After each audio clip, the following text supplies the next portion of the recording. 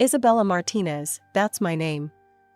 I never knew my dad, but honestly, I didn't feel like I was missing out on much. Mom worked her ass off to keep food on the table and a roof over our heads. From as early as I can remember, I was helping around the house. Dishes, laundry, you name it. Mom always said, "Bella, you gotta learn to take care of yourself. The world ain't gonna do it for you." Those words stuck with me. Our apartment was small, but it was home.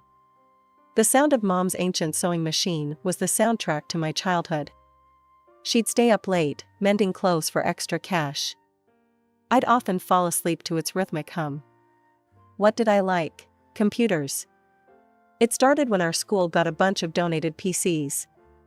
Most kids used them for games, but I was fascinated by what made them tick. I'd stay after school, tinkering, learning. One day, Mr. Johnson, the IT teacher, caught me trying to install some video editing software. "What are you up to, Isabella?" he asked, eyebrow raised. I froze, thinking I was in trouble. I just wanted to learn how to edit videos. Instead of getting mad, he smiled. "Well, why didn't you say so? Let me show you a few tricks." From then on, every Tuesday and Thursday after school, Mr. Johnson would teach me the ins and outs of video editing. At home, I'd practice on our old, wheezing computer. As high school graduation approached, reality hit hard. College wasn't in the cards for me. The day after graduation, I marched into WKLP, our local TV station. The receptionist looked at me like I was crazy when I asked about job openings, but pointed me towards the HR office. 3 interviews and 1 practical test later, I had my first real job. Assistant video editor. The pay wasn't great, but it was a start. For the next 2 years, I worked my ass off. Weekdays at the station, weekends doing freelance gigs. Every penny I could spare went into my college fund. It was exhausting, but I was determined. Then, on a rare night out with Lisa and Carlos, everything changed.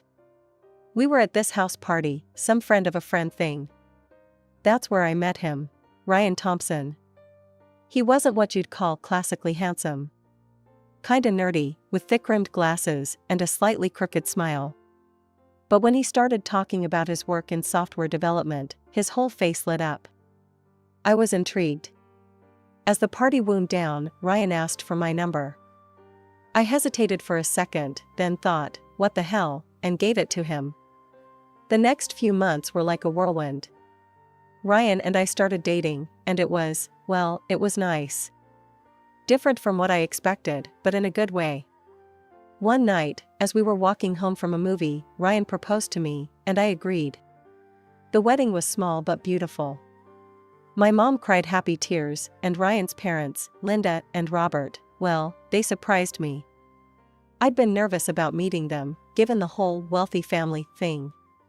But they were warm and welcoming from the start. The first 2 years of our marriage were good. Not perfect, but good. We had our own place, a cozy apartment not far from the TV station where I still worked.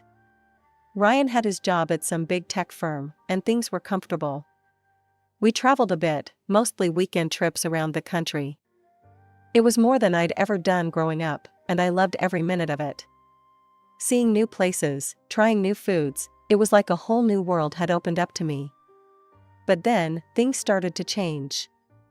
It started with the little things. Ryan would sigh when I talked about work, or roll his eyes when I got excited about a new editing technique I'd learned. Then more. The first time he made an excuse not to take me to a work party, I didn't think much of it. "It's just a boring office thing," he said. "You wouldn't enjoy it." But then it happened again and again. One night, I overheard him on the phone with a coworker. "Yeah, just me tonight. You know how it is. Bella's not really into these kinds of events." I felt like I'd been punched in the gut. Not into these events? He'd never even given me a chance. That night, I confronted him. "Ryan, why don't you want me to come to your work events anymore?" "So you're ashamed of me?" "No, it's not that. It's just, sometimes it's hard for you to keep up with the conversations, you know? I don't want you to feel out of place. His words stung, but a part of me wondered if he was right. Maybe I did need to step up my game. So, I made a decision. I was going to go back to school. I enrolled in night classes at the local community college, studying information technology. It was tough, balancing work and school and my marriage, but I was determined to make it work. But even as I worked my ass off to improve myself, things with Ryan kept getting worse. The cold shoulder turned into open contempt. The man I married seemed to be disappearing before my eyes, replaced by someone I barely recognized. And then came the night that changed everything. I'd just gotten home from a late class, exhausted but feeling good about acing a test. Ryan was in the living room, a glass of whiskey in his hand. "Where have you been?" he demanded. "Class, remember? I told you I had a big test tonight." He scoffed. "You're a fool and a hillbilly, Bella.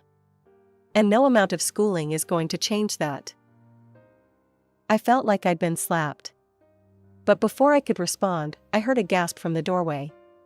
Linda and Robert was standing there, a look of horror on their faces. Linda leaned forward, her eyes flashing. "How dare you talk to your wife like that? Ryan, we raised you better than this."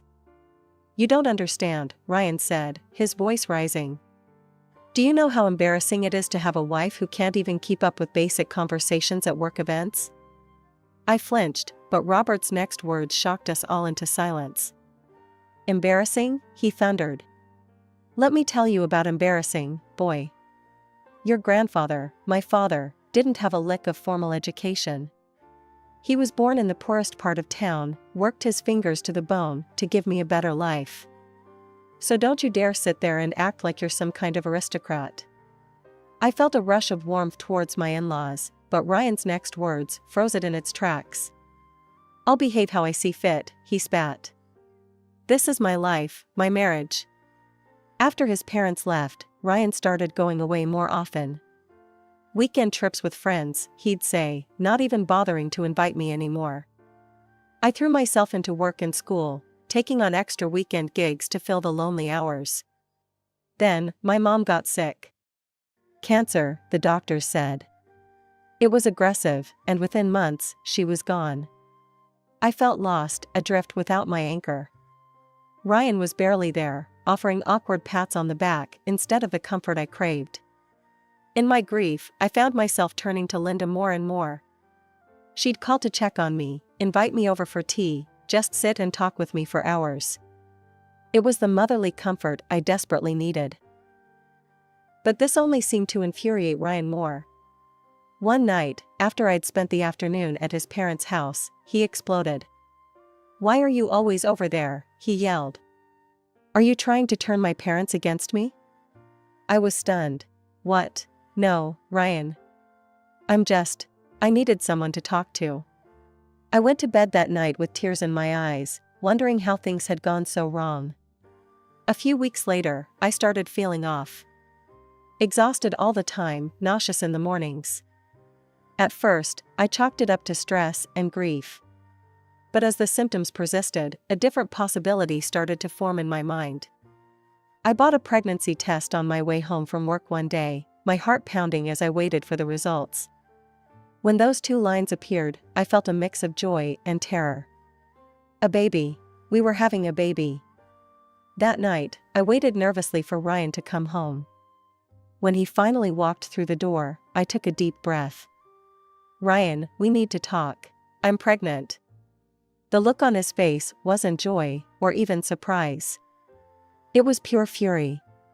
"Pregnant?" he spat. "Are you kidding me? We can't have a baby now. Get an abortion, Bella. That's final." I fled the apartment, tears streaming down my face. Without thinking, I found myself at Linda and Robert's doorstep. When Linda opened the door and saw my face, she immediately pulled me into a hug. Through my sobs, I told them everything. About the pregnancy, about Ryan's reaction. I've never seen Robert look so angry, or Linda so determined. You listen to me, Isabella, Linda said, holding my face in her hands. This is your decision. If you want this baby, we'll support you every step of the way. Ryan be damned.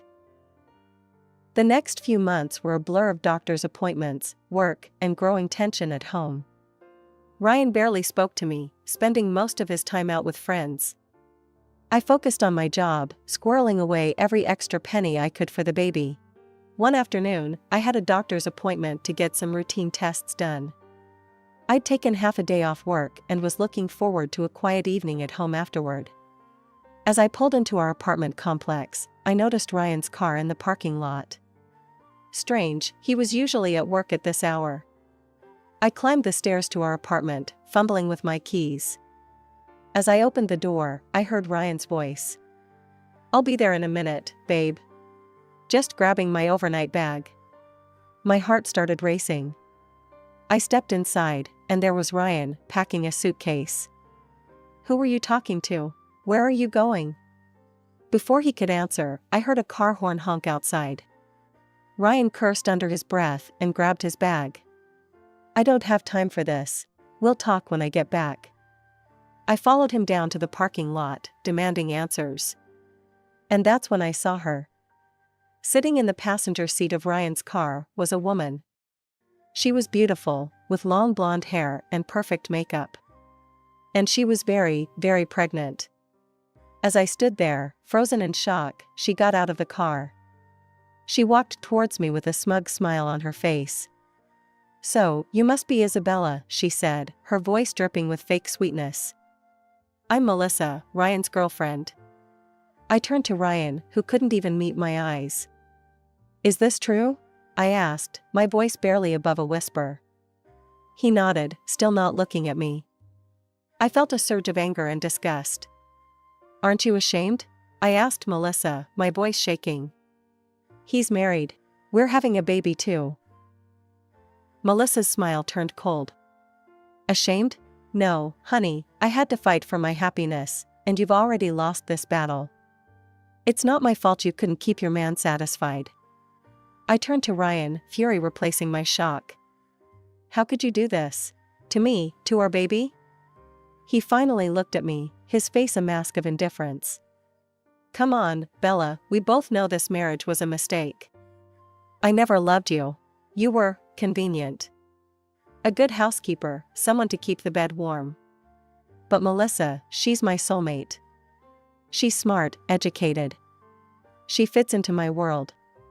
Each word was like a knife in my heart. I stood there, tears streaming down my face, as Ryan got into the car with Melissa. I'll be back on Monday to get the rest of my things, he said. We can talk about the divorce then. As they drove away, I sank to my knees in the parking lot, my world crumbling around me. I picked up my phone with shaking hands and dialed Linda's number. When they arrived at my apartment that night, Linda took one look at my tear-stained face and pulled me into a fierce hug. I listened, numb, as Robert berated Ryan over the speakerphone. His words were sharp, cutting. How dare you treat your wife this way, he thundered. The woman carrying your child. Ryan's voice came through, defensive and cold. Dad, you don't understand. Melissa is. Don't you dare mention that woman's name. Linda cut in. We will never accept her, do you hear me? Never. There was a pause, then Ryan's voice, eerily calm. Fine, I don't need your acceptance. I don't need you at all, I have Melissa now, and that's all I need. The next few months were a whirlwind. With Linda and Robert's help, I found a small apartment closer to them. The divorce proceedings were ugly, with Ryan fighting me every step of the way. But in the end, it was done. I was free of him, at least legally. When my daughter, Sophia, was born on a crisp autumn morning, it was Linda who held my hand through the labor. Robert paced the waiting room, every bit the nervous grandfather. Ryan refused to even see Sophia. When I took him to court for child support, he had the audacity to demand a paternity test. I agreed, knowing the truth. The results came back, confirming what I already knew, Sophia was his. The court ordered him to pay alimony, but I knew better than to count on his support. The years that followed were challenging, but also filled with unexpected joy. I threw myself into my studies, finally earning my degree in information technology. At work, my dedication paid off with a promotion to senior editor. But the real blessings were Linda and Robert. They embraced their role as grandparents with a fervor that sometimes brought tears to my eyes. Weekends were filled with trips to the park, family dinners, and impromptu movie nights. They were the family I'd always dreamed of, and Sophia adored them. 5 years flew by in a blur of bedtime stories, scraped knees, and proud moments. Sophia was growing into a smart, kind little girl, with her grandmother's smile and her grandfather's curiosity. Then, one ordinary Tuesday, everything changed again. Robert collapsed at home. The diagnosis was grim: advanced pancreatic cancer. The doctors gave him months, maybe weeks. I threw myself into helping Linda care for him. Work, Sophia, my own needs, everything took a back seat. Robert had been more of a father to me than my own had ever been, and I was determined to be there for him until the end. Despite our best efforts, despite the treatments and the prayers, Robert slipped away from us 3 months later. I held Linda as she wept, feeling as though I'd lost my own father. At the funeral, I stood between Linda and Sophia, our hands linked. Ryan didn't show up. I hadn't really expected him to, but his absence was a stark reminder of how far he'd fallen. As the weeks passed, Linda's health began to decline rapidly. The loss of Robert seemed to have drained her will to live. She became frail, often confused, and prone to long bouts of silence. The solution came to me that night as I lay awake, worrying. The next morning, I called my boss and arranged to work remotely. Then I packed up Sophia and our essentials and moved into Linda's house. Our new routine took some adjusting. I hired a nurse to care for Linda during the mornings while I worked on my video editing projects. In the afternoons, Sophia and I would take over. We'd read to Linda, help her with her physical therapy exercises, or simply sit and reminisce about happier times. Weeks turned into months. Linda had good days and bad days. On the good days, we'd sit in the garden, enjoying the sunshine and each other's company. On the bad days, I'd hold her hand as she cried for Robert, for the son she'd lost long before his father's death.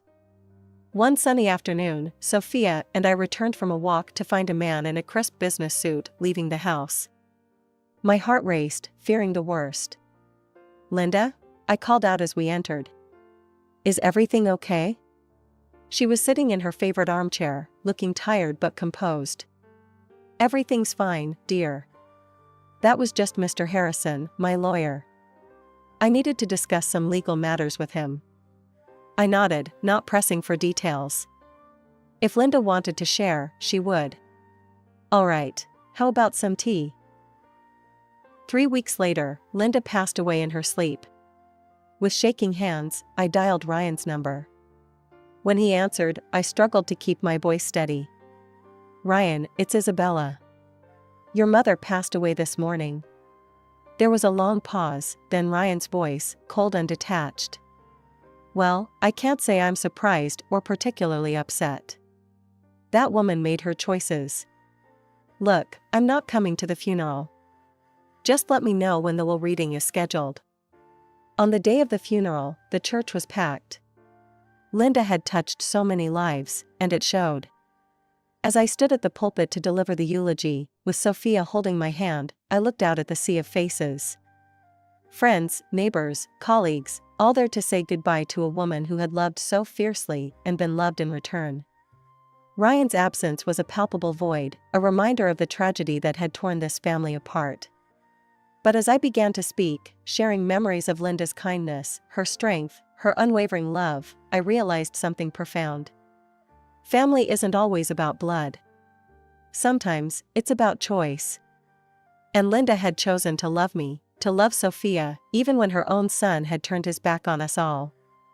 As we laid Linda to rest beside Robert, I made a silent promise.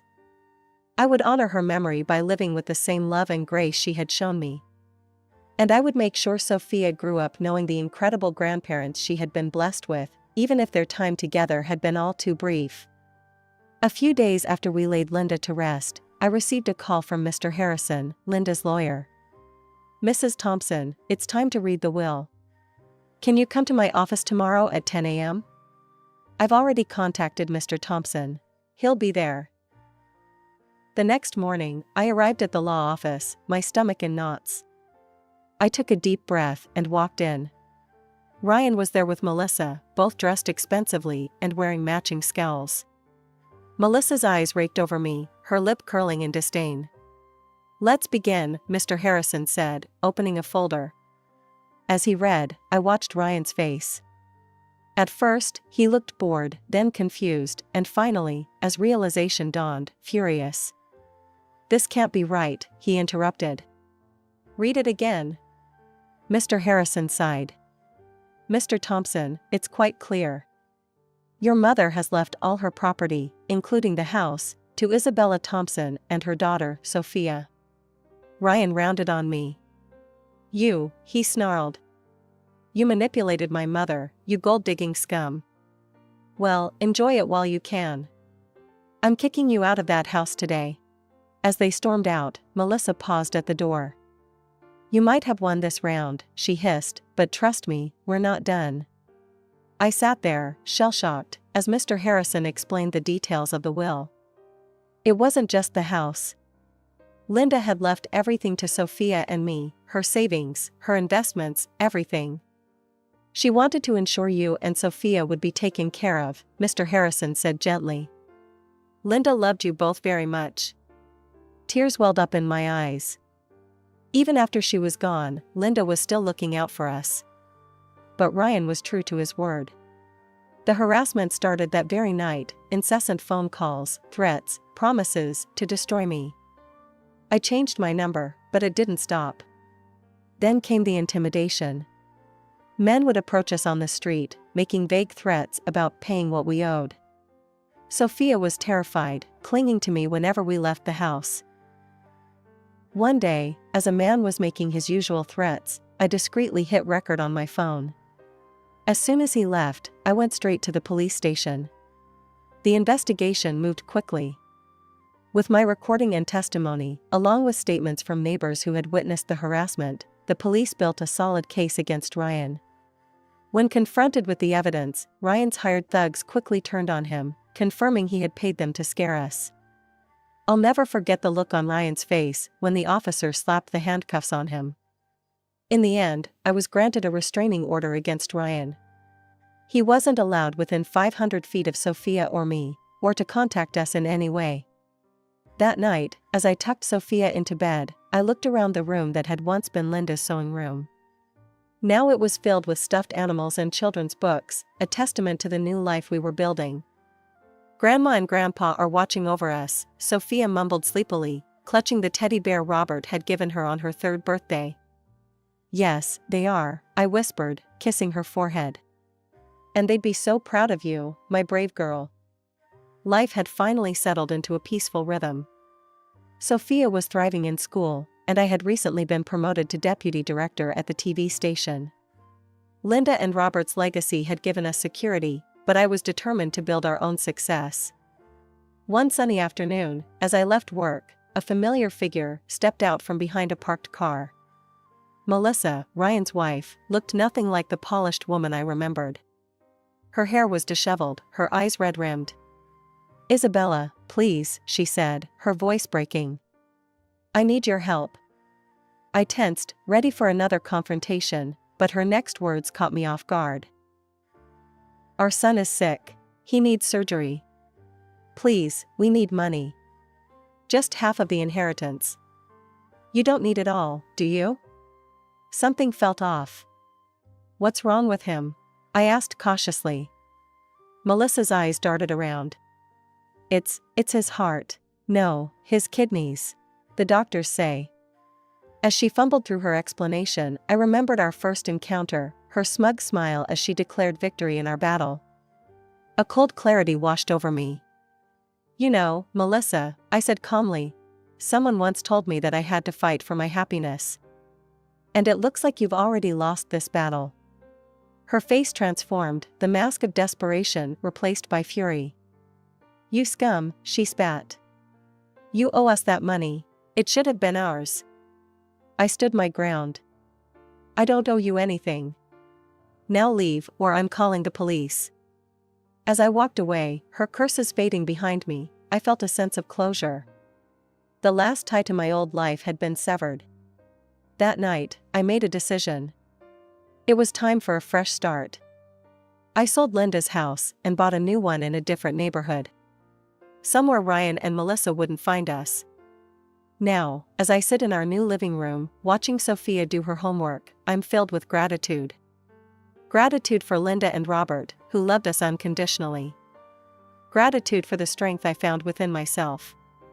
And yes, even gratitude for the hardships that led me here,